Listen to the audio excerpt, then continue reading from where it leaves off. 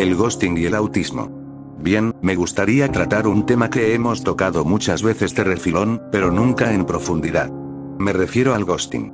Quiero decir, para empezar, que este vídeo no trata de hacer apología del victimismo, sino hacer visible simplemente que tener autismo te puede condenar a la soledad. Trato de explicar un sentimiento nacido de una realidad vivida. Primero merece la pena explicar lo que entiendo por ghosting.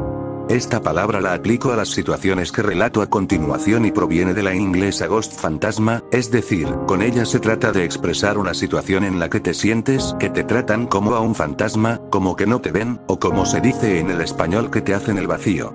Sinceramente creo que expresar lo que sentimos con el ghosting es algo mucho más serio y mucho más profundo que una simple actitud victimista o una queja continua, sino algo que, afectándonos profundamente, empieza en nuestra infancia y se prolonga en toda nuestra vida.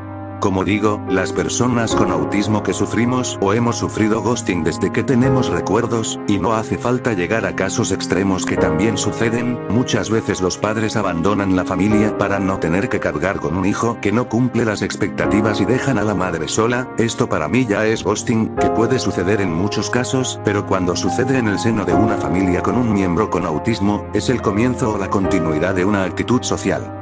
Desde que empezamos la guardería donde somos víctimas de la incomprensión de los otros niños, o más generalmente, de las madres de los otros niños y de los profesionales que probablemente quieren que abandonemos la guardería y de los que son incapaces de darnos un diagnóstico con el ya se le pasará. El ghosting, por eso, tampoco es una pieza separada del rompecabezas del autismo. Es común que se prolongue toda nuestra vida y afecte a toda nuestra familia. De tal manera que muchas veces nuestros padres tienen que ayudarnos a manejar la frustración y el malestar de vernos sin amigos, de ver cómo nuestros semejantes acuden a fiestas, quedan entre ellos y se dan apoyo, consiguen novia y nosotros nos quedamos solos. Fin de semana tras fin de semana viendo en las redes sociales las fotos de nuestros compañeros acudiendo a fiestas sin nosotros y eso nos hace plantearnos por qué somos realmente tan monstruosos o tan malas personas como para que no quieran incluirnos. Tenemos que estar excluidos de por vida. ¿Qué es lo que hacemos mal? En esta frase resumo el ghosting, el maltrato físico y psíquico, el bullying, las burlas y otras formas de acoso denunciables son mucho más visibles, pero el ghosting también puede hacer muchísimo daño e incluso que la persona se plantee el quitarse la vida por verse abocado a la soledad y no tener esperanza. El ver cómo desde la adolescencia tus compañeros empiezan a salir juntos y a relacionarse mientras tú te quedas apartado no es una situación denunciable, ahí no te están maltratando, sin embargo, tú te estás sintiendo dolido, sientes dolor de verte apartado, de tener una necesidad que no te están dando, de ser el diferente, de ser el freak del lugar. El sentimiento de impotencia y de incomprensión por no entender cuál es la magia de la sociabilidad resuena en tus sienes de forma sostenida, muchas veces de manera obsesiva. Una necesidad, una frustración que puedes pagar con ira con los que más te quieren, como tus padres.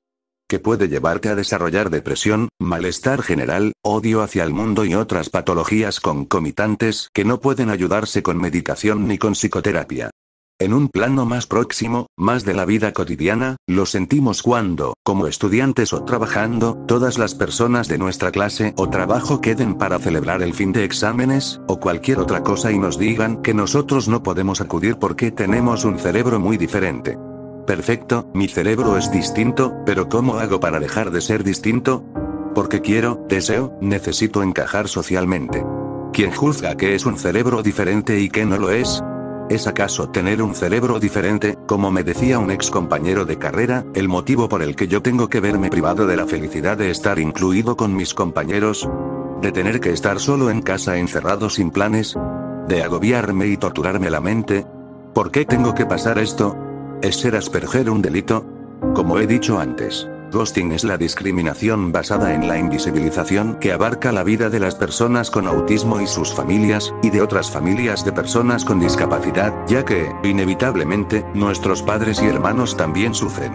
¿Es que acaso los neurotípicos piensan que nosotros vamos a creernos siempre que se pasan 24 horas al día y 365 días al año ocupados? ¿Es que creen que nos chupamos el dedo, que no vemos sus redes sociales donde están con otros amigos en bares y en fiestas? ¿Cómo se atreven a querernos hacer tragar una mentira que todas las personas con TEA entre nosotras hablamos y comentamos que es mentira? Quizá no sean capaces de decir tú no vengas que no te soportamos, y quizá no sepan decirnos si haces las cosas así o asá, te será más fácil encajar con nosotros. El ghosting y el aislamiento que nos hacen las personas neurotípicas puede pasar de años a décadas estando ocupados. Muchas veces incluso nos quieren hacer creer que están tan ocupados que no leen nuestros WhatsApps, aunque les veamos en línea y se niegan a contestar durante meses. ¿Y es que acaso esto no es discriminación? No es fobia al diferente, misautismia. Odio a las personas con autismo y exclusión. Que llegue un día que las personas que nos han protegido y ayudado, que son nuestros padres, no dejen solos en este mundo de neurotípicos que no nos comprenden y que muchas veces sentimos hostiles y no tengamos a quien agarrarnos para que nos den cariño y apoyo. Por otro lado, podemos plantearnos lo siguiente: ¿qué se está haciendo mal? En mi caso, que no tuve diagnóstico hasta ser mayor de edad, mis padres me desprotegieron en el colegio donde hasta algunos profesores bastante inútiles me hicieron bullying. Pero quiero recordar que hay casos en que los padres de personas con autismo que han sido diagnosticados tempranamente han hecho lo posible por mantenerlos alejados de sus compañeros, de los neurotípicos, por testimonios como el mío de adulto y del verdadero terror que he pasado con el bullying.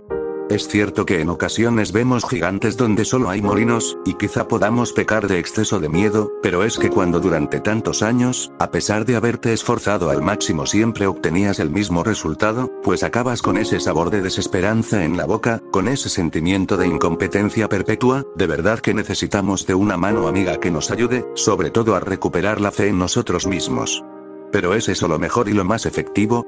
Decirle a un chico que no se vaya con sus iguales, decirles a los profesores que le metan en una aula TEA, separarle de sus compañeros, encerrarle en un homeschooling, eso de estar encerrado en su propia burbuja, de estarse horas y horas frente al televisor y la videoconsola, de crearse un hábito de no salir de casa y ser un niño eterno atado a tus padres, ¿no crea un problema mayor a la larga?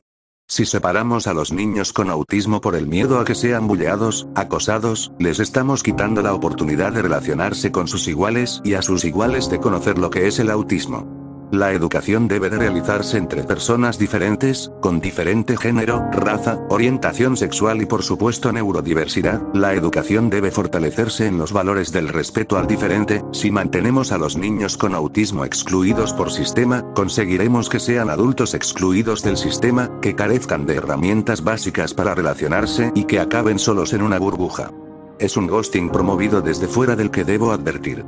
En definitiva, todas las expresiones del ghosting son duras, difíciles, e incluso, frecuentemente, cursan con baja autoestima, e incluso con enfermedad mental del tipo de depresión, ansiedad, fobia social, y siempre nos vemos dominados e invadidos por un miedo inexplicable a la normal convivencia. Por ello quiero decir, muy claramente, que el ghosting, como yo lo llamo, no es algo banal, ni es motivo de victimismo o de queja, sino que causando tanto dolor y sufrimiento, es necesario que la sociedad tome conciencia de que se produce, para que todas las personas con autismo algún día nos veamos libres de ello y podamos estar integrados en la sociedad como el resto de personas. Si no paramos fenómenos de exclusión como el ghosting, tendremos a un colectivo cada vez más numeroso, más apartado de la sociedad y más proclive a la exclusión social y a la mendicidad o al ingreso hospitalario permanente y a su privación de derechos.